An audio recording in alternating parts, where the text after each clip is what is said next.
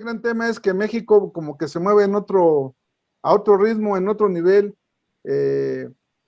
Continuando con los temas importantes de esta semana, bueno, se completó el proceso de la ley de hidrocarburos y bueno, esta reforma, este transitorio 13º, que de alguna manera le regresa la preponderancia a petróleos mexicanos. Entonces, digamos que esta última reforma es pues para darle otra vez el poder a Pemex. ¿Qué pues, me pueden decir al respecto, estimado Pablo? Si quieres empezamos contigo. Pues mira, yo ya había fijado mi postura la semana pasada y yo digo que otra vez es como darle prerrogativas a alguien que pues yo te puedo decir, te doy todas las facultades para hacer algo, pero si no tienes los medios para poderlo llevar a cabo, es como buenos deseos, ¿no? Entonces es como decir, pues yo quiero ser presidente de una gran corporativo, pero pues no estudio, no me preparo, pues difícilmente lo vas a poder hacer. Entonces aquí me parece que en ese sentido, a mí me parece que una industria que está con recursos limitados, que se ha vuelto obsoleta, que tiene problemas de pasivos, que tiene problemas estructurales, de infraestructura, pues darle más prerrogativas, pues me parece que realmente más bien la señal que se manda es que el cambio del juego es para los particulares. Realmente, pues yo diría que más que lo que pueda hacer Pemex es limitar lo que podrían haber hecho los privados, que tampoco, para ser justos, tampoco ha sido espectacular. Pero otra vez recordar que es un sector de larga duración, que lleva poco, pero que también ahí la crítica que tenemos que hacer para ser parejos es que también el sector privado ha quedado de ver por diferentes circunstancias, pero me parece que hay que tener cuidado en el balance. Así es. Así es. ¿Cómo ves, mi estimado Francés? Bueno, sobre la ley de hidrocarburos que está basado sobre todo en los permisos, creo que principalmente lo que afecta es una certidumbre para el país. Y esto me refiero a que afecta directamente tanto a Pemex como a privados, porque al crear una incertidumbre, y una de las partes fundamentales donde se crea esta misma, es en el momento y en el dado caso que alguien de la administración, dependiendo si es la actual o la futura, dependiendo si la Suprema Corte, porque me imagino que la COFESE va a determinar y va a hacer lo mismo que con la ley de eléctrica, a meter algo que considera que no es inconstitucional. Constitucional, sí. Entonces vamos a ver que en el hipotético caso que pasara, vamos a suponiendo en este caso, hay muchas aristas que todavía no están contestadas, que por ejemplo, si determina una autoridad que hay un riesgo, la pregunta es quién lo determinó, cómo lo determinó, bajo qué parámetros, cuál fue el tecnicismo, quién dio el peritaje, quién va a absorber los costos cuando Pemex, como dice la ley, va a tomar la operación, si hay un accidente, quién va a ser el responsable. Si hay un juicio, la planta continúa, se para, y si la planta continúa y hay un accidente, ¿quién va a pagar? El seguro va a estar dispuesto a pagarlo en caso de un accidente. O sea, hay un protocolo que falta en un transitorio que no está contemplado, en donde indique cada una de las cosas que llegasen a pasar, quién las va a cubrir. En segundo lugar, son los 90 días que te están diciendo que si no te contesto, no tienes el permiso. Esto significa que cualquier inversionista dentro de la parte energética tenemos que hacer estudios de impacto ambiental, social, ver que no hayan vestigios arqueológicos, calcularle y convencer a la parte de la administración que te vaya a dar el dinero, ir con el financiero te va a decir tiene los permisos, o sea, creas mucha incertidumbre. Y por último, dejas a la CEA fuera de todo este órgano regulador, porque la CEA, recordemos que es quien es el garante de la operación, la parte ambiental, quien puede determinar los peritajes, pero en la ley que se está discutiendo y que en el Senado aprobaron, no está la CEA en este rango. Entonces, vuelvo a lo mismo, estamos perdiendo mucho el tiempo y la inercia que se tenía en cuanto a la infraestructura que se estaba en energía, vamos a tener un abismo y vamos a mandar al dinero al frío infinito de estar quieto por un momento en México. Y esto me causa un estupor y un gran desaliento, porque hoy el Banco de México acaba de comentar que no tiene remanentes para apoyar a Pemex, ni lo que iba a tomar la Secretaría de Hacienda y Crédito Público para ese 2021 del 2020. Si no hay dinero, no hay la misma recaudación. ¿Cómo le va a hacer Pemex y la Comisión Federal de Electricidad, en dado caso, cubrir toda la demanda de un mercado que está creciendo? Somos 90,000 personas cada mes, que subimos casi más de 1 millón a 1.2 millones de personas. ¿Cuánta gente no va a necesitar servicios en el futuro? Y si no estamos viendo hacia el futuro, imagínate cómo los vamos a cubrir. Bueno, pues en ese panorama, sin duda, el Consejo Coordinador Empresarial hoy en un comunicado exactamente decía eso, que todas estas reformas están atentando contra la inversión, son reformas anticonstitucionales, y sin duda pareciera un salto mortal cuando se viene de un problema como el COVID, donde ha parado la economía, el desempleo, ahorita andan, digamos, en el limbo, 2 millones de empleos de marzo del año pasado contra los últimos datos. Entonces, pues sí, de alguna manera los impactos el hoyo se hace más grande, de alguna manera. Entonces, considerando toda esta contrarreforma energética del gobierno de López Obrador, en la parte eléctrica, ahora en el sector de hidrocarburos, digamos que vienen unas elecciones intermedias. ¿Cómo juegan estas reformas en estas elecciones, mi estimado Pablo? ¿Cómo se van a reflejar, o si es que o no se van a reflejar? ¿Hasta dónde va a haber un reflejo en estas elecciones? Pareciera que va a haber un voto de castigo. Hay muchas cosas que no están gustando, muchas cosas están gustando.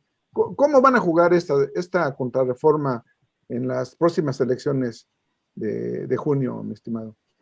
Pues mira, mi estimado Pedro, pues mira, yo ahí le cedo siempre ese terreno a mis colegas internacionalistas, a politólogos, y lo que te puedo decir es que siempre le trato de dar el enfoque económico, es decir, las últimas encuestas señalan que pues digamos, la pelea no está en si la actual administración va a perder ese gran colchón, ese gran espacio que tiene.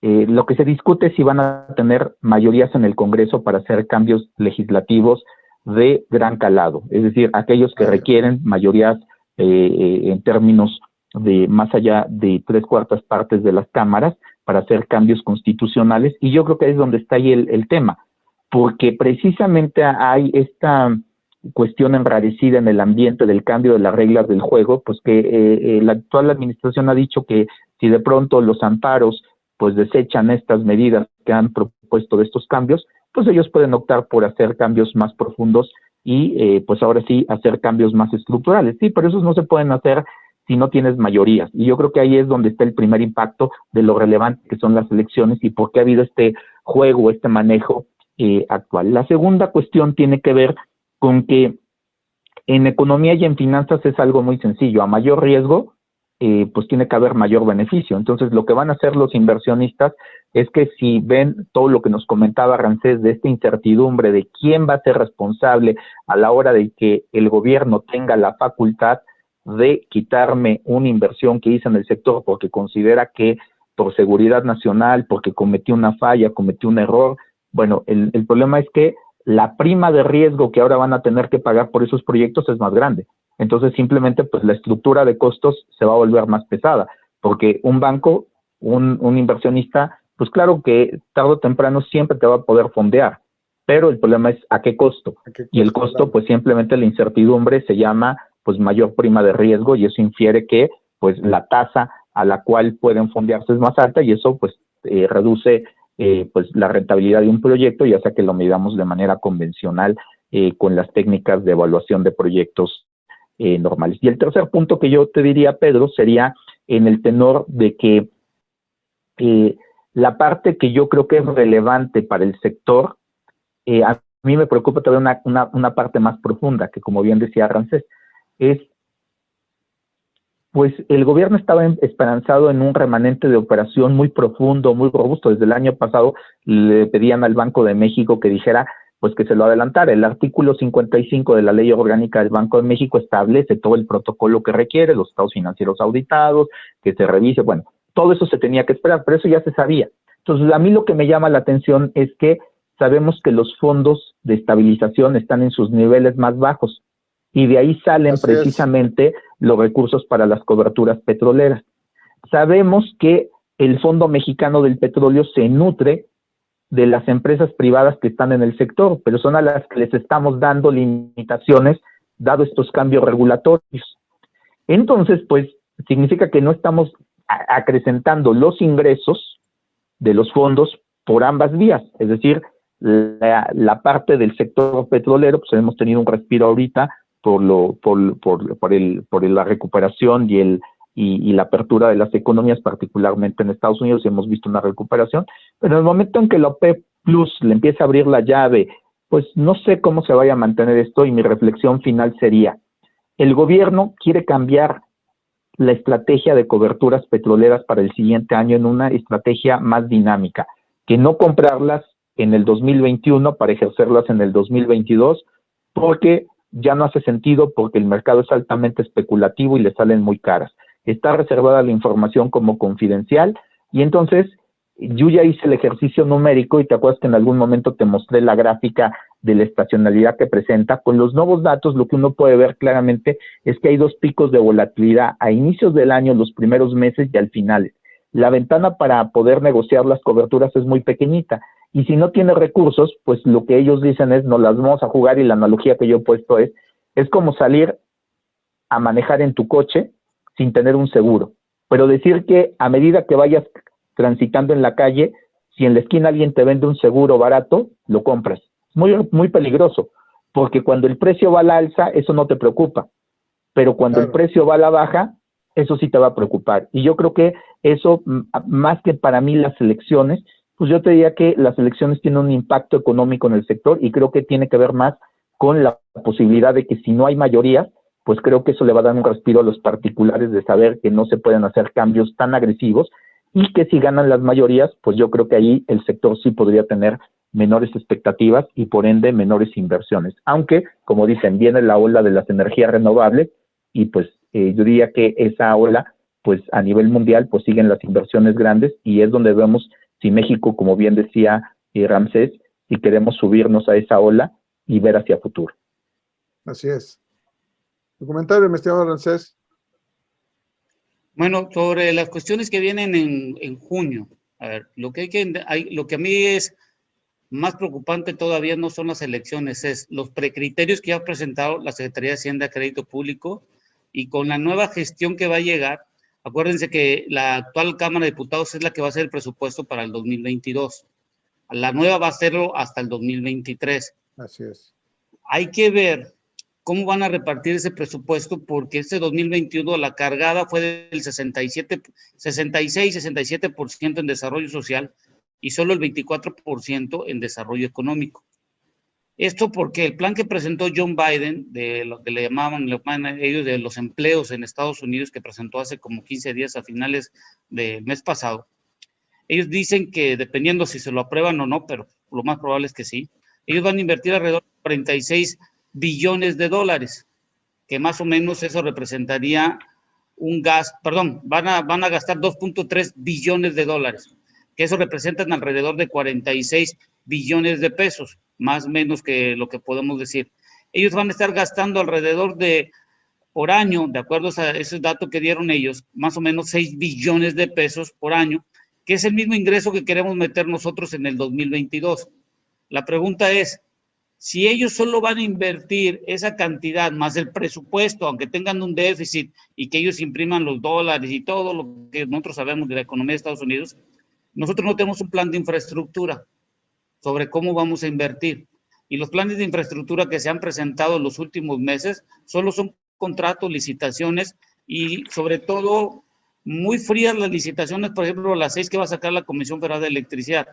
La pregunta aquí es, ¿cuánto dinero tiene el gobierno para darle a las dos empresas productivas del Estado? Y la respuesta es que hoy le están dando 850,000 millones de pesos a estas dos empresas. Para que puedan cubrir toda la demanda a nivel de energía, sacando a los privados, necesitan de darle un presupuesto a Pemex y CFE entre 1.3 a 1.6 billones de pesos, que sería más o menos entre el 30 y el 35% del ingreso que se pretende tener en los años que siguen. Y entonces, la pregunta es, ¿cómo le vas a dar tanto dinero si lo estamos viendo en Dos Bocas, que el año pasado solo le dieron alrededor de 30,000 millones de pesos, y pretenden darle en el 2023 casi 140,000 millones de pesos en un tajo? ¿De dónde van a sacar esos 140,000 millones? ¿A quién le van a quitar? ¿Cuál va a ser el proyecto que le van a quitar? Y otro dato por ahí, hoy le dan a Pemex Transformación Industrial alrededor de 20,000 millones de pesos o 18,000 millones de pesos para que opere a 40%, 50% de utilización. Lo que se necesita es entre 60 y 70,000 millones de pesos para darle de presupuesto. ¿De dónde lo va a sacar? Y la otra cosa que también no está bien claro es, las 6 refinerías para que te vuelvas autosustentable en los combustibles, pero en este sentido es para que tú puedas incrementar esas refinerías, el volumen necesitas crudo, pero ya dijo el presidente que no vamos a producir más de 2 millones hasta el 2024. Vamos a dejar de exportar. La exportación son divisas. Así es. Y eso es un gran problema, que en México no hay una concordancia entre la realidad y lo que tenemos disponible para realizarlo. Entonces, la otra, para concluir nada más, sería la Cámara de Diputados, sea cual sea como queden las votaciones, lo importante es qué presupuesto va a tener para el 2022, porque en la parte de refinación, si queremos ser autosuficientes, las 6 refinerías no sabemos el diagnóstico real de las 6 plantas. Entonces, la pregunta, como hace cualquier persona en un proyecto normal que sabe hacer proyectos económicos, es, a ver, ese dinero que yo le voy a meter a cada una de las plantas, ¿cuánto es el incremento de vida útil que voy a tener? ¿Y en qué tiempo voy a tener que reinvertir para mantener la misma utilización? Porque si no le metí dinero, ¿cómo tú quieres incrementar al 80% y que trabaje los 365 días del año una planta? Entonces, la pregunta es, hay que hacer un diagnóstico, hay que determinar cada dinero que se está metiendo, cuánto es el incremento de la vida útil. Por ejemplo, Tampico Madero desde el año 1914 está operando. ¿Y cuál es la vida útil? Y con eso ya determinar y hacer un análisis de sensibilización hasta cuánto es el máximo que yo puedo operar una planta que tiene tantos años. No todas las plantas van a poder llegar al 80% de utilización mínimo que están buscando. Entonces, hay mucha discrepancia, hay una falta de orientación en la parte tecnológica y sobre todo, la energía no conoce mal los proyectos, conoce malas decisiones del dinero, que el dinero no le interesa qué ideología tienes, el dinero lo que quiere es úsame, utilízame y crece. Ese es el condicionamiento, pero no lo entendemos todavía aquí en México. Así es. Bueno. Ahí, Pedro, si nada más me permites, yo me gustaría agregar que precisamente el presupuesto, recordarás que hubo un intento de hacer el famoso presupuesto de base cero, resetear el presupuesto y volver a reasignar.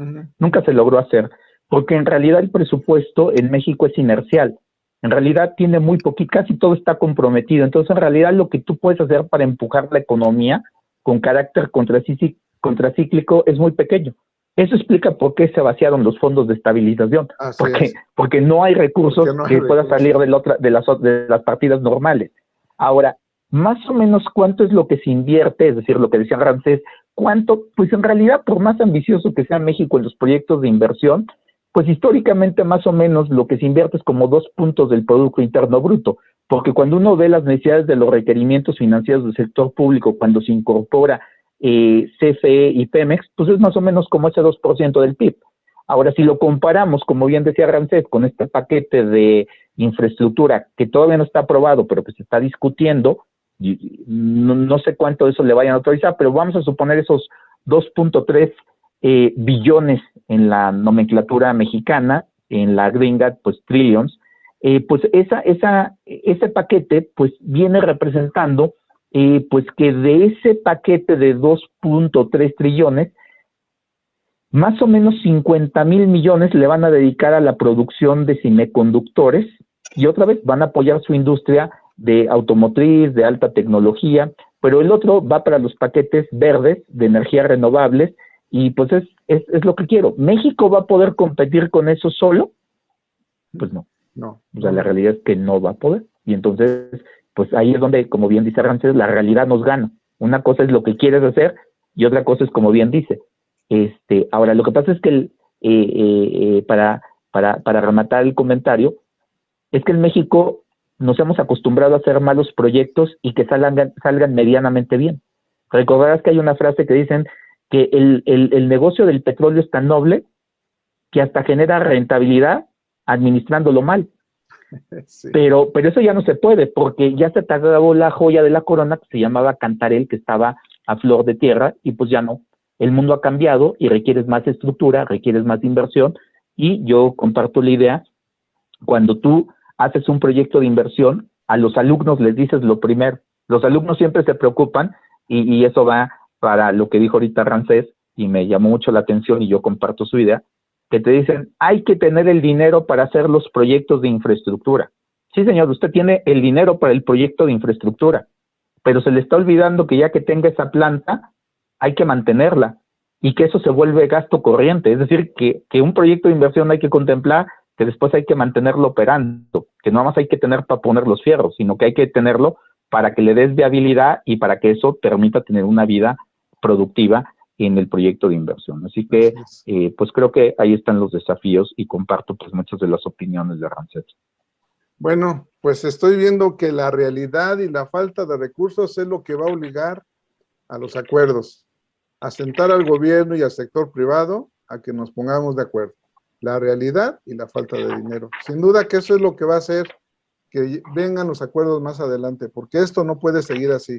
Cada quien jalando para un lado, cada quien con sus ideas, se tiene que sentar para definir un proyecto de sector, un proyecto de país, un proyecto de que tenga futuro este país. Entonces, sin duda, la realidad nos va a poner a cada quien en su lugar. Y bueno, pues gracias